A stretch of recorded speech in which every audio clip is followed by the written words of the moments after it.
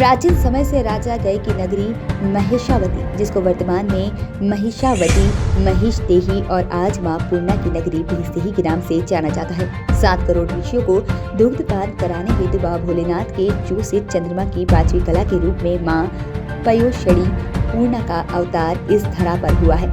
पूर्णा महात्मा के अनुसार मां पूर्णा के बारे में पूरे जीवन का समर्थित चिंतन करने वाले भीषदेही नगर के आदर्श शिक्षक स्वर्गीय संतोष छत्रपाल चिंतन मां पूर्णा के अवतरण से लेकर विश्राम तक के सारे दृश्य को अपने शब्दों में पिरोकर पुण्य सलीला मां पूर्णा के अद्भुत प्रताप और गाथाओं के अमिट किया गया है।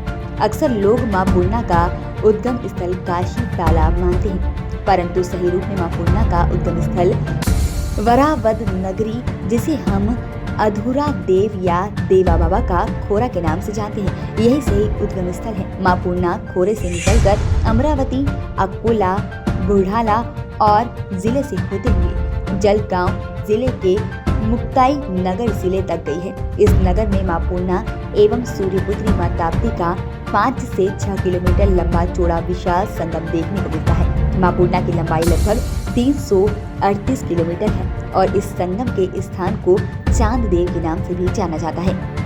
पूर्णा महात्म्य के अनुसार मां पूर्णा के अवतार की कथा कुछ इस प्रकार से है। यहाँ के राजा गय ने ताप्ती नदी पर आए ऋषि मुनियों को भोजन करवाया था।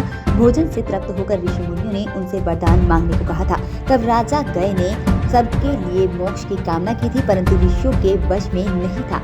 इस बात पर ऋषि मुनियों ने राजा गय की कमी निकाल कर उनसे भोजन के बाद कहा कि यदि भोजन के पश्चात आप हम सभी ऋषियों को दुग्धपान कराएंगे तो अवश्य ही मनचाहे फल पाओगे। राजा गए चिंतित हो गए और उनके सामने यह प्रश्न आ गया कि यदि ऋषियों को दुग्धपान नहीं कराया गया तो मुझे श्रापित होना पड़ेगा।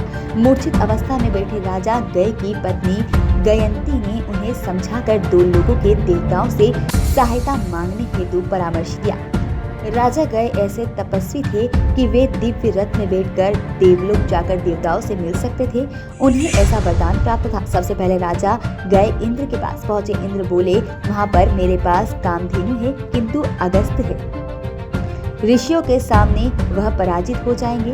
गया महाराज ब्रह्मा जी के पास गए और ब्रह्मा जी बोले, मेरे पास केवल एक कमंडल है और वह सभी 100 कोटि ऋषियों को दुग्धपान की इच्छा को संतुष्ट नहीं कर सकेगा।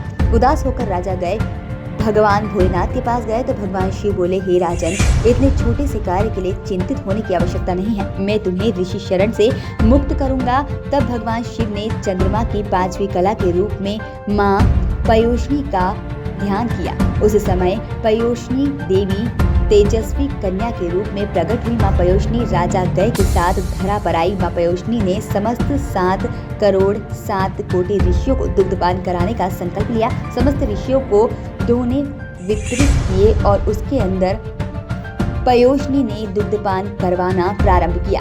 दुग्ध पीते पीते समस्त ऋषि तृप्त हो गए और उन्होंने जब दुग्ध पीना नहीं हुआ तो अपने अपने दोनों में छिद्र कर दिया। वहीं से मां पूर्णा का ज्वरन नाशिनी पयोषणी सभी को मनोकामनाएं पूर्ण करने वाली मां पूर्णा का दूध बहाव हुआ।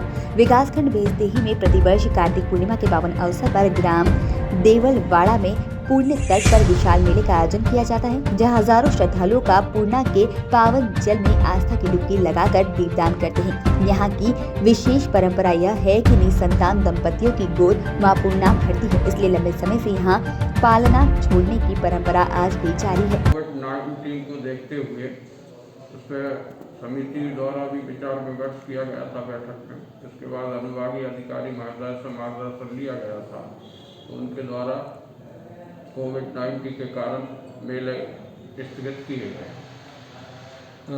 तो सर, कोविड-19 को देखते हुए इस साल जो मेला का आयोजन है नहीं किया, लेकिन फिर भी पूजा अर्चना क्या की जाएगी? या पूजा अर्चना के लिए तो जो आए, लेकिन वहाँ पर कोई दुकान नहीं लगेगी, माने दुकान के कारण भीड़ एकत्रित नहीं होगी। अच्छा, जो पूजा अर्चना के लिए आएंगे वो अपने हिसाब से आते हैं जी, और अपनी दूरी बना के उसके हिसाब से अपनी पूजा करके वो चले जाते हैं। पोस्टर न्यूज के लिए बैतूल से मनीष राठौर की रिपोर्ट।